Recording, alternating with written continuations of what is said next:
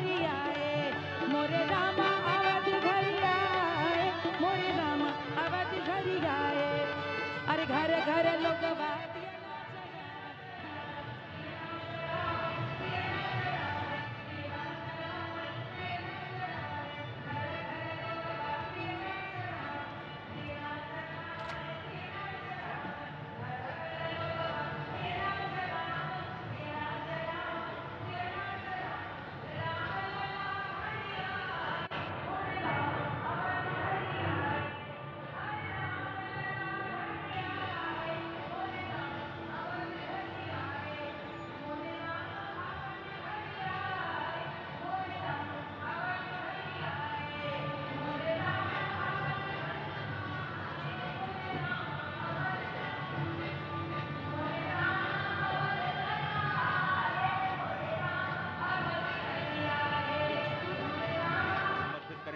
वही जटायु जो अत्याचार के खिलाफ, वही जटायु जो विषमता के खिलाफ अपने आप को उन्होंने झोंक दिया, अपनी आहुति दे दी। और आप समझिए कि जिस पक्षी को, जिस गिद्धराज को इस समाज में सबसे अधम माना जाता है क्योंकि वो मरे हुए पशुओं का मांस खा करके अपनी जीवन रक्षा करता है, उसी पक्षीराज को भगवान ने अपनी गोद में रख करके अंतिम विदाई दी।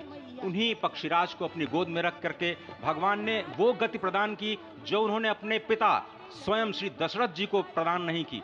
वही दशरथ जी जो स्वयं भी मनु के अवतार कहे जाते हैं, वही दशरथ जी जिन्होंने 33,000 वर्षों तक नैमिषारण्य में तपस्या की, मां शत्रुपा के साथ और कौशल्या और दशरथ के रूप में अवतरित हुए भगवान श्री राम को कर्षित कर लिया उन्होंने।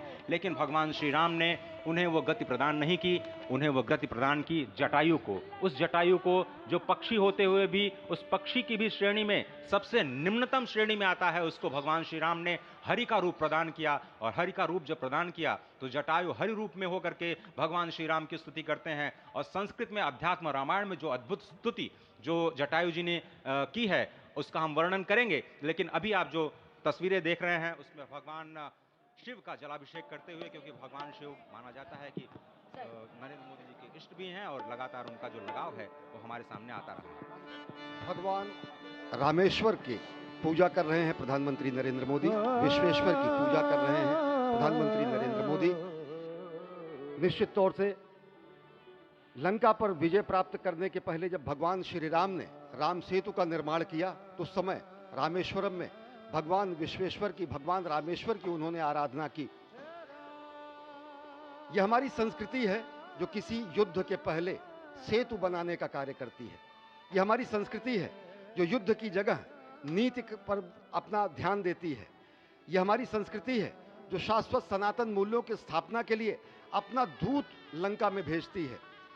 और यही हमारी संस्कृति है जो किसी भी तरह से अगर धर्म की स्थापना नहीं होती है तो अंतः स्तर पर, अंतिम स्तर पर धर्म की स्थापना करने के लिए युद्ध का भी वर्णन करती है और कहती है यतः धर्मो ततः विजय, यानी जहां धर्म है वहां जय है। और निश्चित तौर से हमारी ही संस्कृति में कहा गया है धर्मः रक्षति रक्षितः, जो धर्म की रक्षा करता है धर्म उसकी रक्षा करता है।